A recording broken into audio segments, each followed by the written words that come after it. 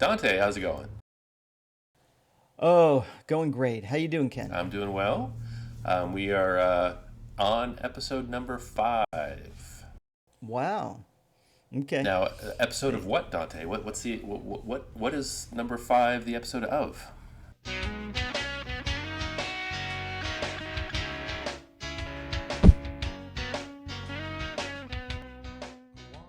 I prepared something. Oh, And I gave you a little bit of a heads up, but I know I gave you a very, very little heads up. So this will be Dante's 10 movie guilty pleasures. okay, all right. And these are movies that, for whatever reason, I like them a lot.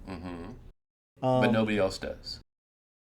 well, I thought a little bit, what's the definition of a guilty pleasure? And to me, a guilty pleasure is a movie that you like, but you're afraid to tell your friends you like it. Yeah, yeah. You're embarrassed. That's a guilty pleasure. Right. Like you It, watch it when no one's around. it typically means it's not a good movie. I mean, you're embarrassed to tell your friends because it's not a Exactly. good movie. Exactly. Like John Hughes movies of the 80s. I Oh love yeah, those movies. They're not guilty pleasures. They're good yeah. movies. People like those.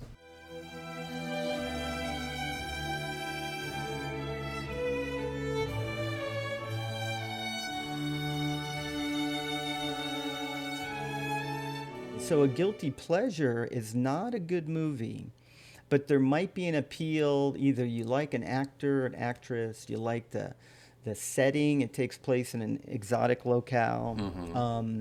You like the vibe. You like the music. There's something about it that just has an appeal to you, or it just has an X factor. You can't explain why, but you like it, Yeah. and uh, you'll see in a minute. Now, the reason we're not doing Ken and Dante's guilty pleasures, how come? How come it's not 10 and Dante's 10 guilty pleasures? Because I only watch movies that are good. Ken does not have any guilty pleasures. I actually have one. I have one guilty pleasure. We can maybe do that at the very end. But only Okay, you're gonna everything else save I've it for the watched, end. everybody else loves too. You're So I've got one. You've got 10. We'll do your 10 first. So we kind of defined a little bit what a guilty pleasure is. You think that's a good definition? It's a movie I like, I'm embarrassed to tell people about. And yet right now I'm telling the world. I'm telling not only Okay. my friends, That's people that's I've a good never plan, met, Dante. That's a great plan. people on the other end of the world. Okay, number 10, you ready? I'm ready. Godzilla versus King Kong. And it might be King Kong versus Godzilla. And the more I think about it, it's King Kong versus Godzilla. Came out in 1963. It's one of the Japanese monster Oh, not the movies. new one? Like it just came out a couple years ago. No, the new ones are awful. I don't watch the new I ones. would bet you the one in Nothing after 1963 is awful 1970. too. Ken, these are my guilty pleasures, okay? Um, I thought the new now, one. I thought you were gonna say the new one, and I was gonna say no, Dante. That movie's the new awful. one, the new ones could be they potentially could be guilty pleasures because they're not good movies. I mean, somebody could make a good Godzilla movie at some point, but I'm talking about the 1963 version made in Japan, and it's part of the whole Japanese sci-fi horror films, which started with Godzilla. Did they buy the rights to King Kong, or did they just rip off King Kong? Did they pay somebody some money to do King Kong? I think you can just do your own King Kong. They did their own King Kong, I imagine. I don't know, maybe some They could money do was they could do like exchanged. King Kang, King Kong. You got to Yeah. pay somebody. Well, with King Kong, with this one, it comes with a little story. When I was a little kid, about 5 years old, once a week, the TV guide came out, and we lived right above a convenience store. And my parents would go down, buy us a pack of smokes, and get the TV guide. And I'd run down, and back then you could buy smokes even when you were 5 years old. I'd get that TV guide, and I'd spend the next, I don't know how long, leafing through looking for all the Japanese horror movies. We're talking Godzilla, we're talking Mothra, we're talking Gamera, the flying turtle. Tell me you know about Gamera. I don't have a clue. Ultraman, Now I do know we're this. I do know talking, Ultraman. Did you watch Ultraman? Saturday morning, of Ultraman. Well, course, yeah. all of them, and I loved all of them. Okay, now again, I was five, Yeah. right? and my parents would let me watch them. I mean, I could read the TV guide apparently at 5 years old, and I'm like, oh, that movie's on between that time and that time. And we had a little black and white TV, literally this big, that it did like the picture would kind of do all Oh that. yeah. And my parents would let me watch them.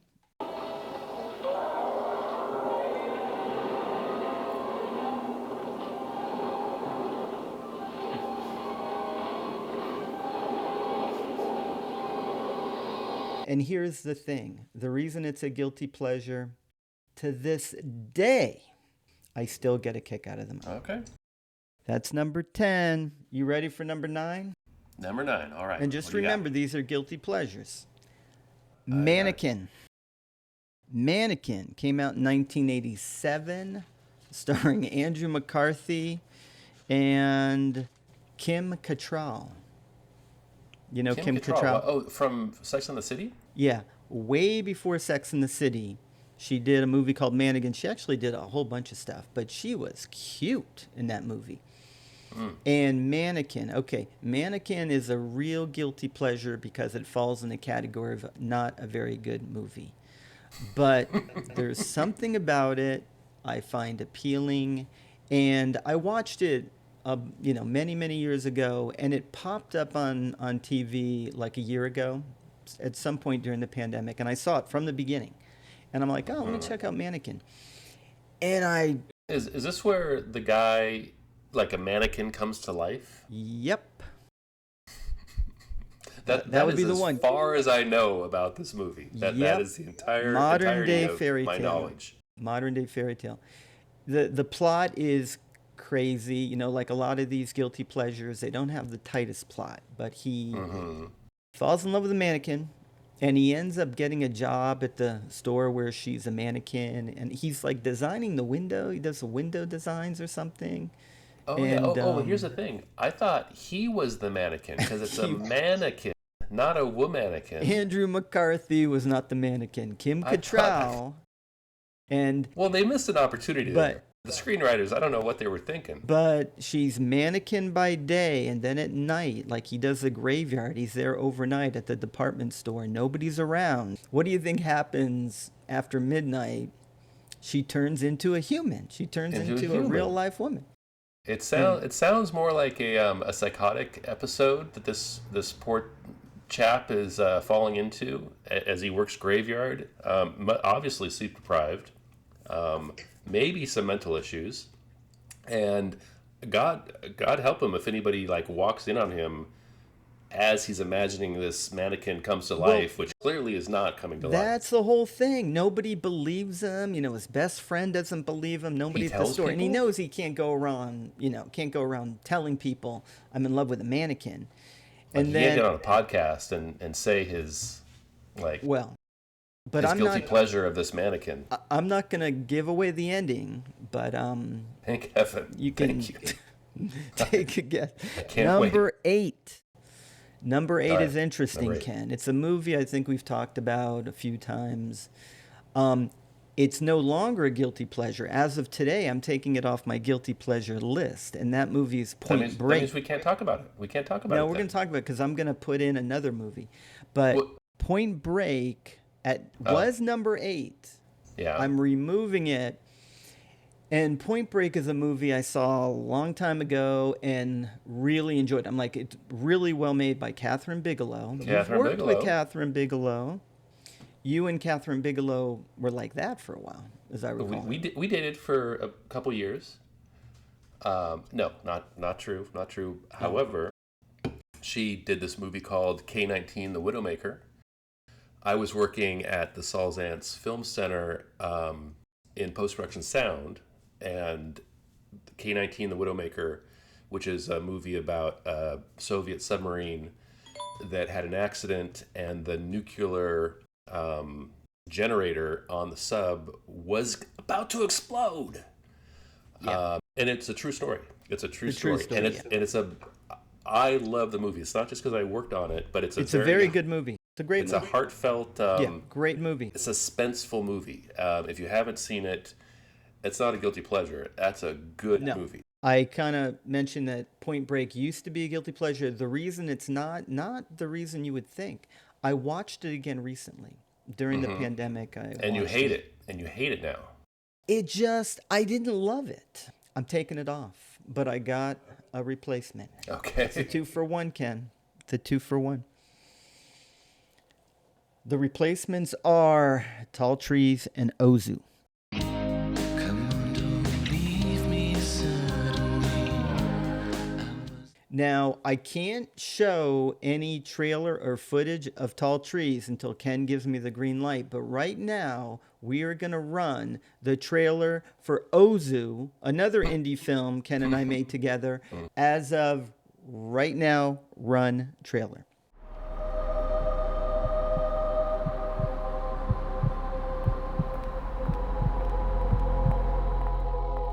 I'm being followed. My name is Michael Stover, and I can help.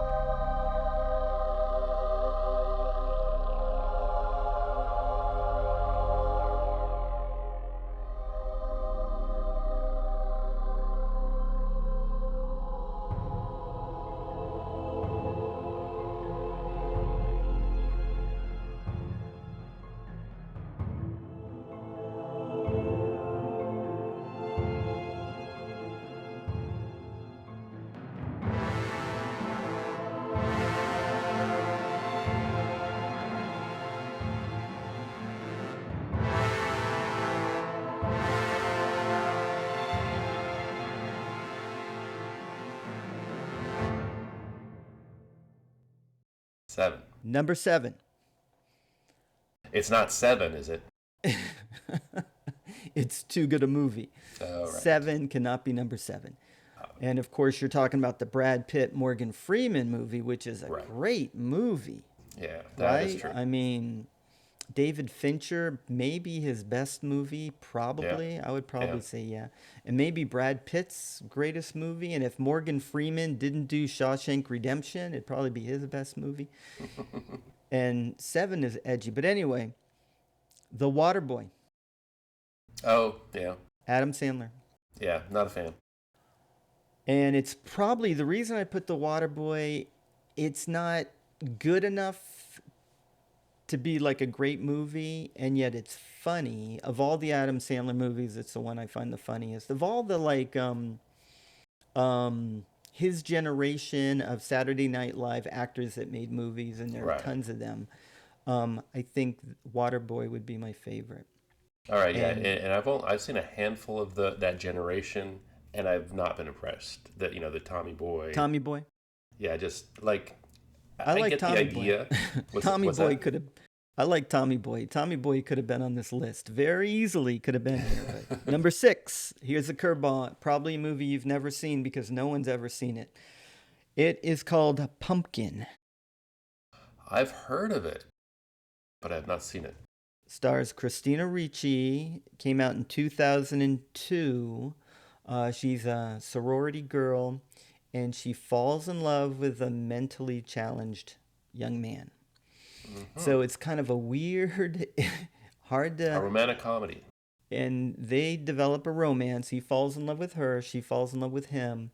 And she's like a popular sorority girl that's really caught up in being a popular sorority girl, but she just falls in love with this guy. And nobody can understand it. The boy's mom, all her friends, her guidance counselor, everyone's like, what's going on? And she goes, well, he just has a beautiful soul, you know? And I can't really explain why I like the movie, but I've seen it 3 times. And the only thing, Christina Ricci's really good. I think she's a good actress. If she's in the right movie, she's really good. The music is really good. The guy who does the music, John Ottman, did the music for Usual Suspects. And I think score music is underrated. I think it Oh yeah, can, I mean, with me, I know it influences me a lot. If I like right. the score music, I'm going to like the movie, more often than not, it's going to elevate the movie.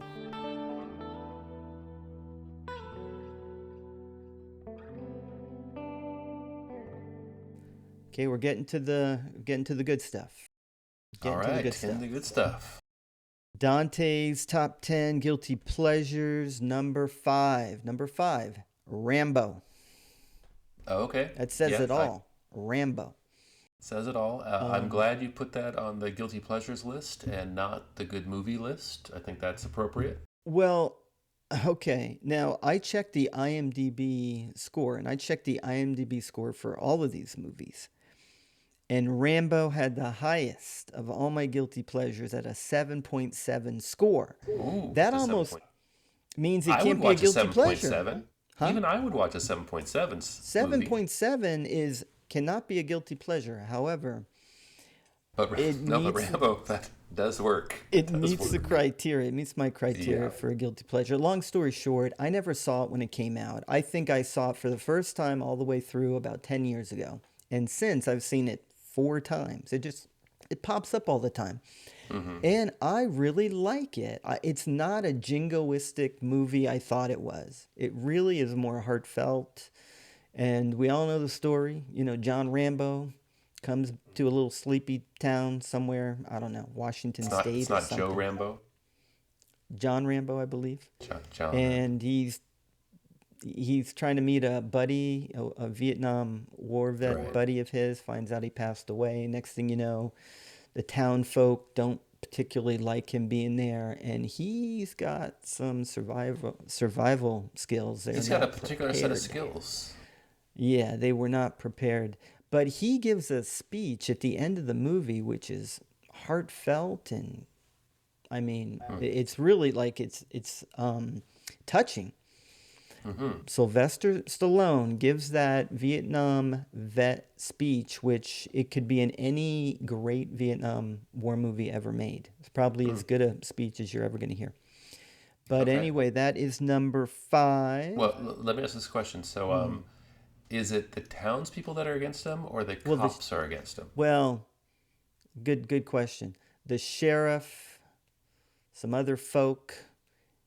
There might be a few people on his side. Yeah, you're right. He had a thing with the sheriff. Sheriff doesn't like him. And then maybe the cops don't like him at all. He's not Right. from around there, Ken. Here's an interesting thing. The first Rambo, he doesn't want to kill anybody, right? I don't even know, like a few people might die, but he really is just trying to protect himself and injure them or keep them at bay. However, as the Rambos progress, more and more people die. And somebody added up all the kills of all the Rambo movies. You want to take a guess how many people have been killed by Rambo? In all the Rambo movies combined. Take a guess. 29. 254. 254. And people are a little miffed that And there's the more current the Rambo movie gets, the more people die. And apparently a whole bunch of people die in an explosion in like Right. the most current Rambo. So that kind of put the tally high. Oh. Number 4. 4. Earlier I said John Hughes movies don't count because John Hughes movies are all really good, but I did sneak in one. It's a tribute to John Hughes. And this movie is a guilty pleasure. It's one that people don't talk about a whole lot, and it's called Weird Science. Oh, It came out in 1985, and it stars Anthony Michael Hall and the beautiful Kelly LeBrock, who was my dream girl back in 1985. She had that British accent. And personally, I was a Elle Macpherson guy with that Australian accent, but teach his any own. accent, yeah, accents were definitely turn on.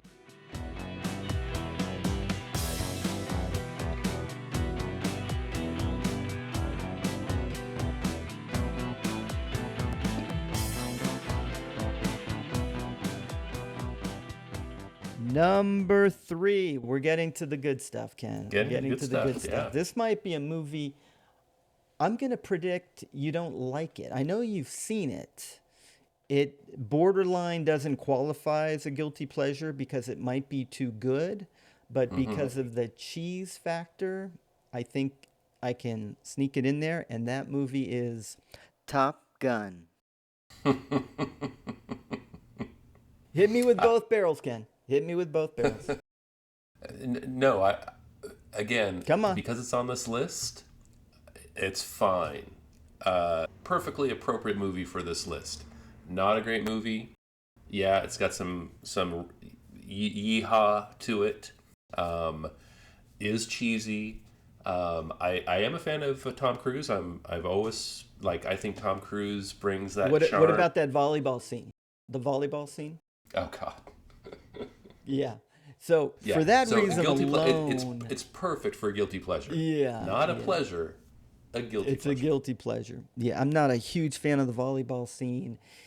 It's not that there's anything wrong with it, but it is a little, I don't know, gay erotic, or people make fun that it is. I don't think it was intentionally supposed to be that way, but You Quentin don't think they're Tarantino. trying to say that all these Air Force men were attracted to each other? Well, Quentin Tarantino does a whole thing about the gay way versus the straight way, and there's an analogy in the movie. If Tom Cruise had gone with the other guys, because there was a real rift, right? A real rivalry between Iceman and Maverick.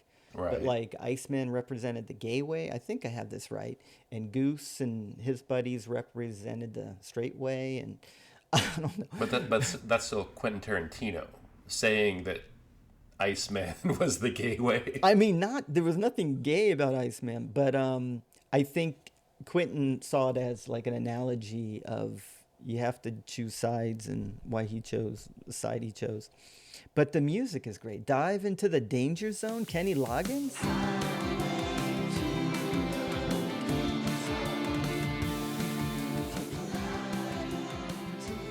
Yeah. And then That's one song. mean- It's one iconic I mean, song in it's the a movie. pretty good song, but in that movie, it's a great song. It's when song and hearing that song to Navy jets flying at the speed of sound, it's a good combination. And then that Berlin song, Take My Breath Away.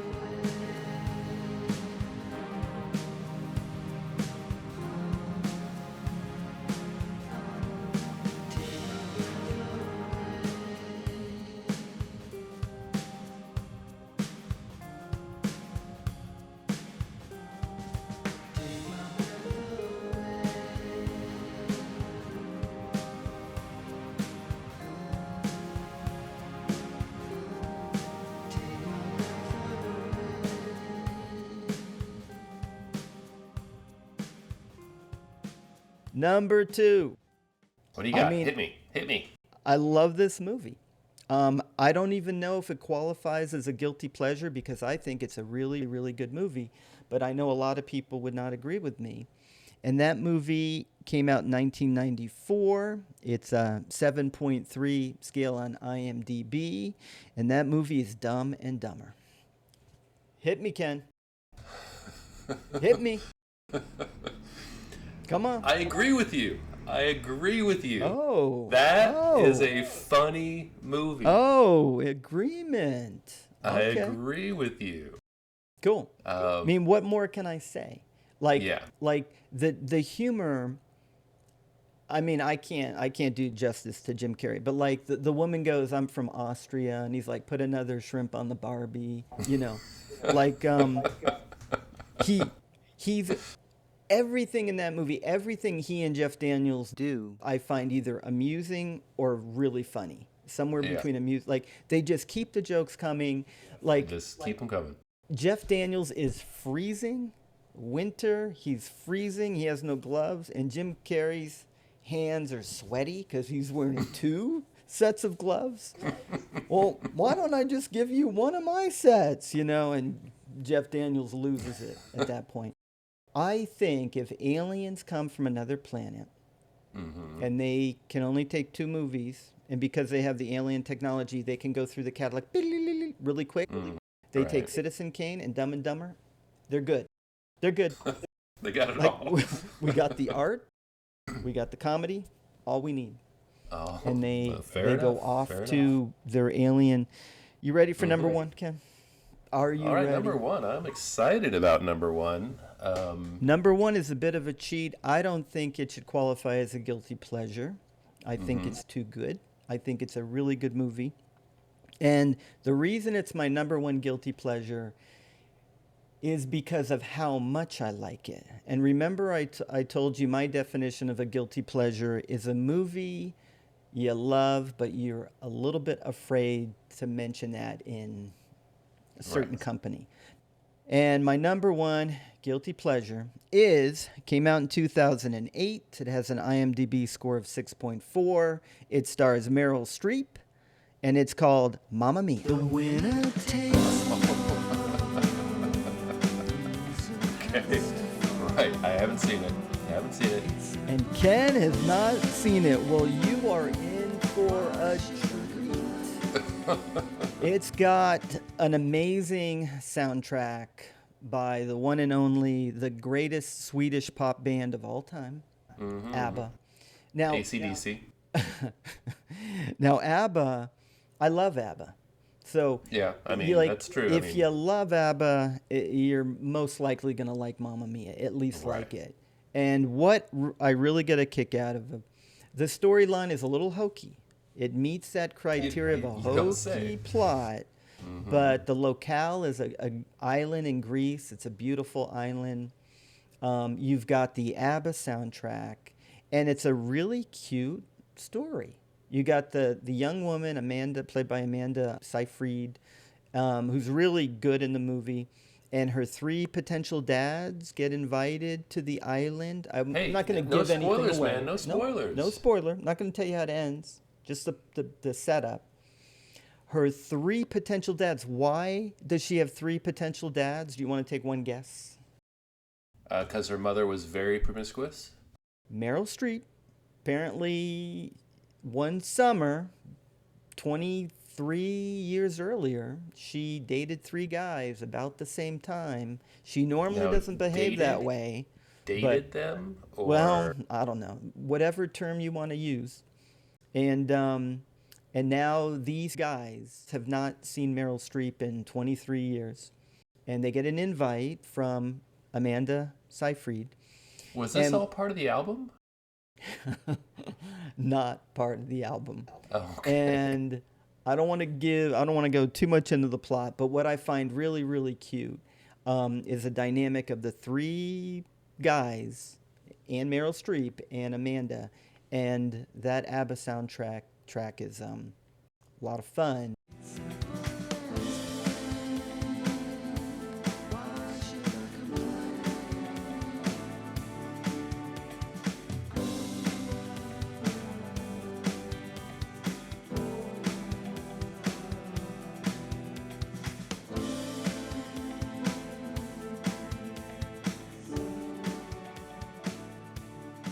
That wraps up my top 10 guilty pleasures.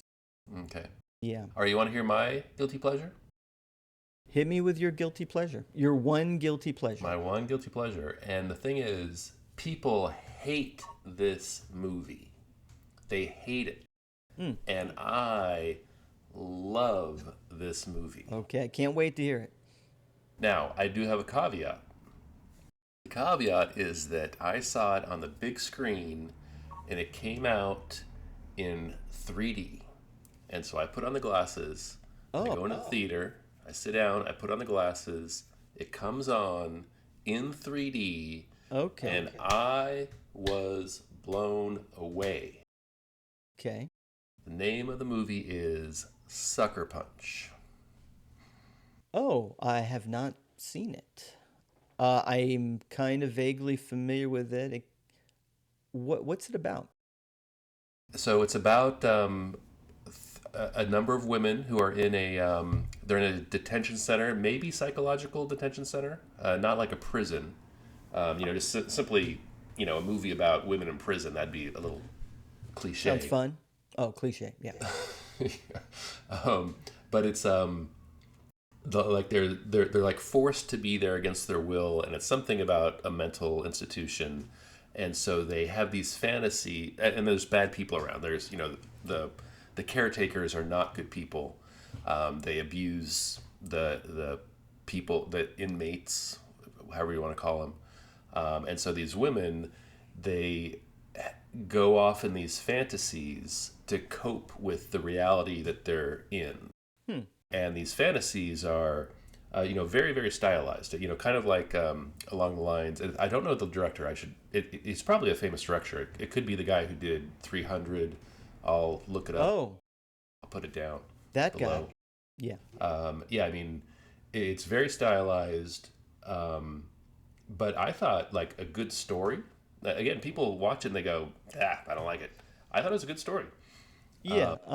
If it's the guy who did 300, I could almost remember his name. I should know his name.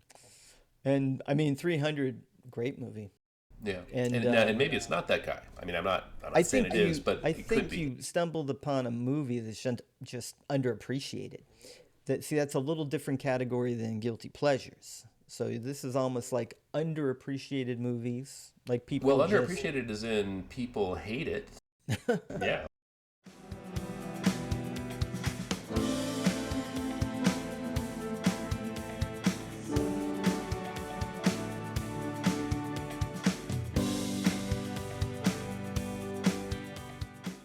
Oh, let me do one other addendum, not a guilty pleasure, Oh. but a movie that I love with a soundtrack. You talked about soundtracks earlier. Not a well-known movie, not a popular movie, but a great movie with one of the best scores I've ever heard is Garden State, directed, Oh. written, and starring Zach Braff. Yeah, they picked. It's a lot of good like indie songs, Yeah, right? Like the exactly. soundtrack was a 9. I thought the movie was about a 5. I thought the movie was a did not. 9. The soundtrack a 10, movie a Yeah. 9. Yeah, Garden State, and that's a movie I remember. Like you really took to it, and that's a Yeah. movie I never want to watch it again. Oh, Unlike wow. my guilty pleasures, which I can watch them over and over and over again. Garden State, there's no reason why I'd ever want to see that movie. Oh, But you're right, the it's a soundtrack. it's a beautiful movie. It's beautiful. You know what I didn't like? Zach Braff. Like it's like he was on Downers the whole time, and he's a funny guy. He was Right, great right. on Scrubs, right? Yeah. And like he's like, well, I'm gonna make a movie. I think he directed it too, right? He probably Yeah, he wrote and did. directed, Yeah. and the writing and the direction were fine. But for whatever reason, like, okay, I'm just gonna play everything, like Well, why you didn't he got a point. play? You got a point. He doesn't have to but- play the Scrubs guy, but somewhere in between, like dial it in between. But Yeah, I mean, I think he like the character. You're right. The character was subdued, oof. but I think he played it correctly, and I think overall the performance is very, very good. Cool. I will. I was gonna say, yeah, I'll have to check it out again. I just said I never want to see that movie ever again. But